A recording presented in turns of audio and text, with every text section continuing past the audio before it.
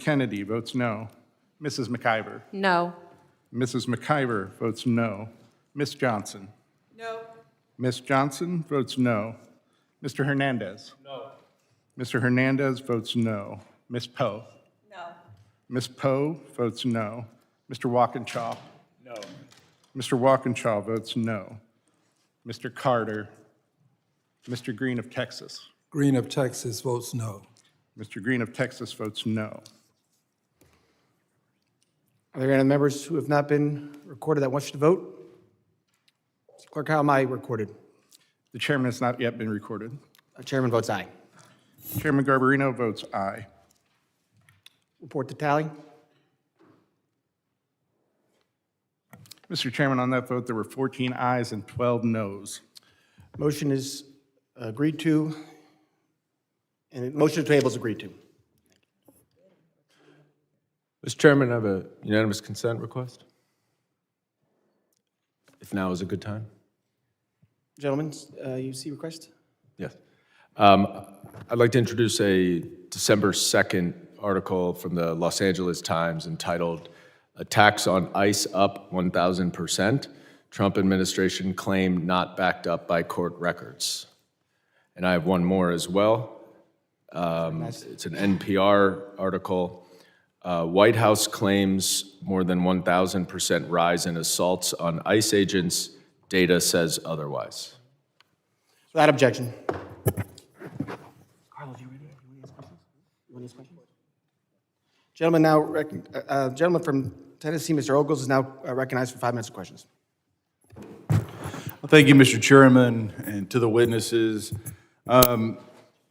This is about the rhetoric against law enforcement, the violence against law enforcement.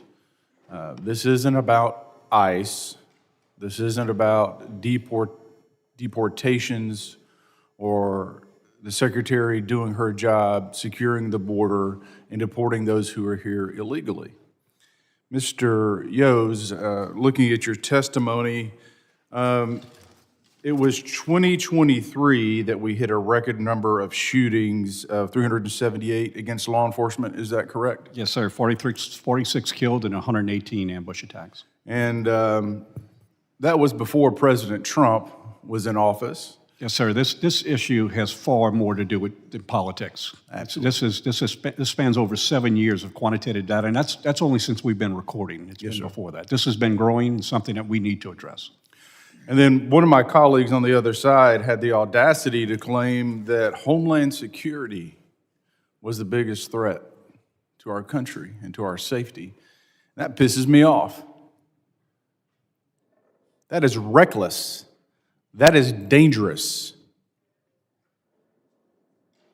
Our border was wide open.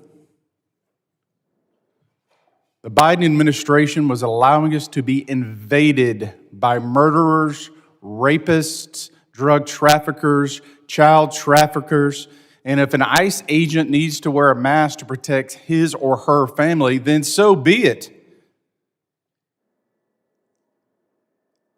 Everyone who's here illegally, in my book, should be deported. Mask or no mask. They're here in violation of the law. But my colleagues on the other side, with their dangerous and feckless comments, fail to acknowledge the fact that our country is more secure today than it was previously.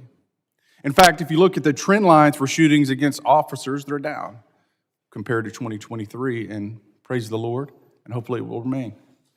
Mr. Hughes, you wrote the federal agents are now relocating their families, altering daily routines, and reducing their public presence because of targeted harassment. That is extraordinary.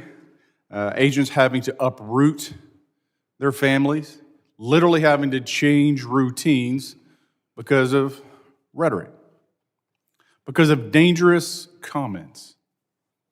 Look, it's a tough job. I come from a family of cops. My granddad retired from Nashville PD before it was actually Metro. My uncle was a cop. My cousin was a cop. I had the privilege of serving the sheriff's department for 2 years before I went into politics. It's a tough job. Every day you put your life on the line. My very first call was an Army Ranger with PTSD who had a knife. Fortunately, I was able to put a countertop between myself until, quite frankly, more experienced officers were able to arrive and talk him down, and he put down the knife, and we got him help. Every day, you put yourself in harm's way. And so what we should be doing is thanking our men and women in blue, our first responders, for doing a tough job. Mr. Hughes, I have a list of questions, but I'm going to give you the floor for a moment. I want you to talk about how dangerous the current state is because of politics and because of irresponsible comments from my colleagues on the other side of the aisle that, quite frankly, are putting your lives in danger. Thank you, Congressman.